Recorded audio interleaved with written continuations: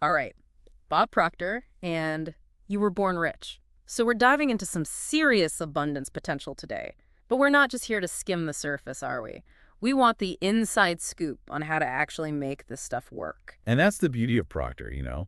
He's not some fly-by-night guru peddling a brand new system. Right. He's drawing on this powerful lineage. Mm-hmm. Think and Grow Rich, Mm. Napoleon Hill. Mm-hmm. He's taking those timeless principles and making them accessible. It's like we're getting a master class from someone who's already climbed the mountain, right? Exactly. Okay, so Proctor opens with this story, and it kind of blew my mind. 1923, the Edgewater Beach Hotel picture. 8 of the wealthiest financiers in the world. Oh, yeah. We're talking titans of industry, Wall Street giants. These guys controlled more money than, like, the U.S. government at the time. The real deal. Exactly. And you'd assume, okay, these guys have it made, they've cracked the code, they're set for life, right? Makes sense, right. But here's the thing. Proctor circles back 25 years later to see how these guys are doing, and, well, it's not pretty.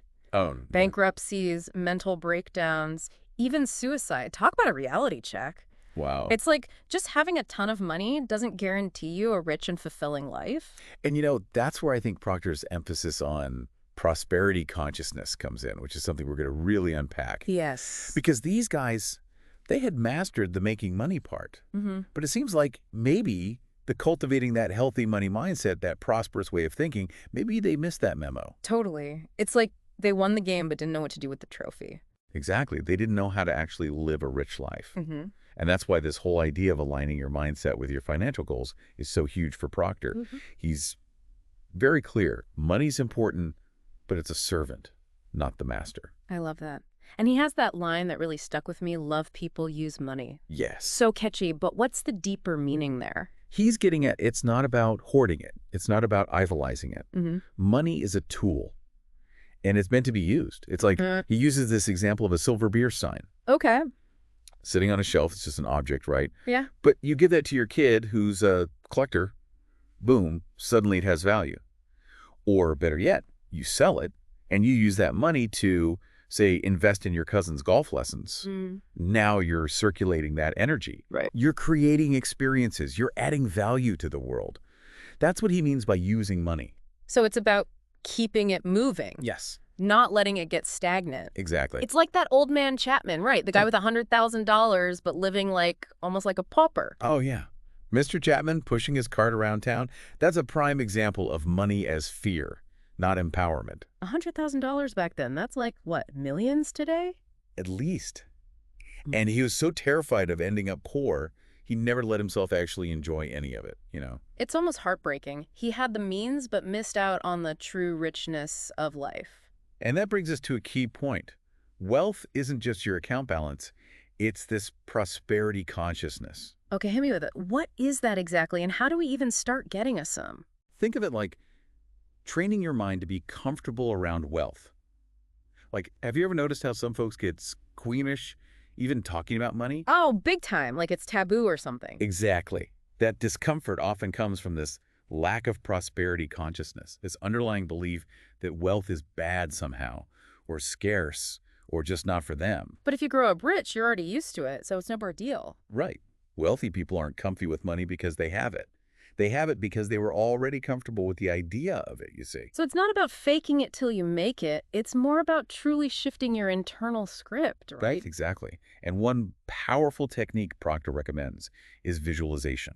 Like really vividly picturing yourself already in possession of the money you want. Okay, so I've dabbled in visualization, but how does that actually, like, work? Is there some science to it? Think of your subconscious like a garden, right? Right. Every thought, every image you plant in that garden is going to grow eventually. And the crazy thing is, your subconscious can't really tell the difference between something you vividly imagine and an actual experience. Wow. So when you consistently visualize yourself as wealthy, abundant, your subconscious starts accepting that as your reality. So, like, all those times I'm stressing about bills or thinking I can't afford that, I'm basically planting weeds in my prosperity garden. You got it. And those weeds, they choke out any seeds of abundance you're trying to plant. That's why Proctor's big on banishing worry and fear.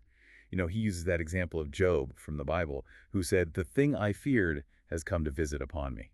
It's like you attract what you focus on. Right. If you're fixated on what you L-A-C-K, you're going to experience more lack. Makes you think about old man Chapman again, doesn't it? That fear kept him trapped, even with all that money. Exactly. He never allowed himself to believe he could have both wealth and security.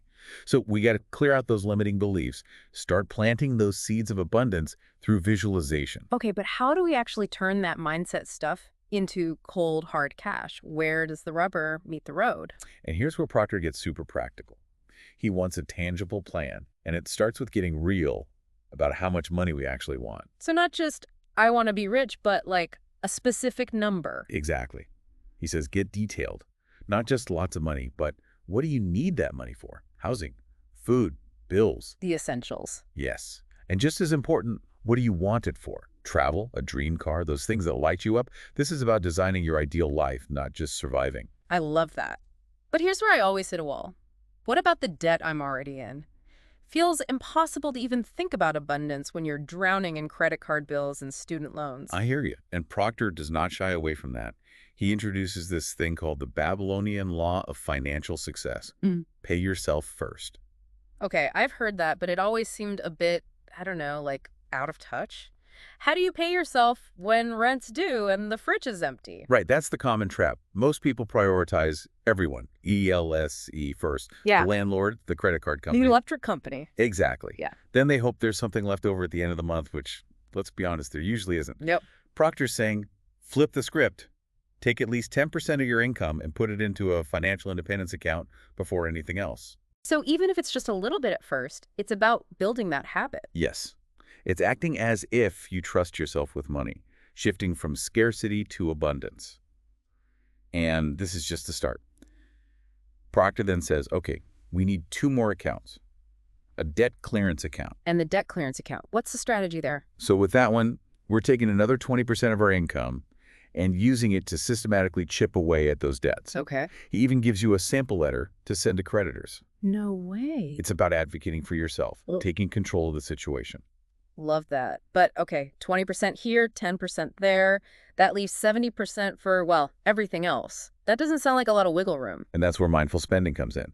Proctor's not saying we got to live like hermits to achieve financial freedom. Yeah. That remaining 70%, that's for your living expenses. It's about being more conscious, needs versus wants, prioritizing what truly matters. You can live comfortably while still building wealth. Okay, that makes me feel better. So we've tackled the money mindset, we've got our practical budget in place, and now we're ready to become these image makers Proctor's always talking about. Yes, this is where it gets really exciting. Right, because how does that work? Exactly. We're just picturing piles of money now. Think of it like this.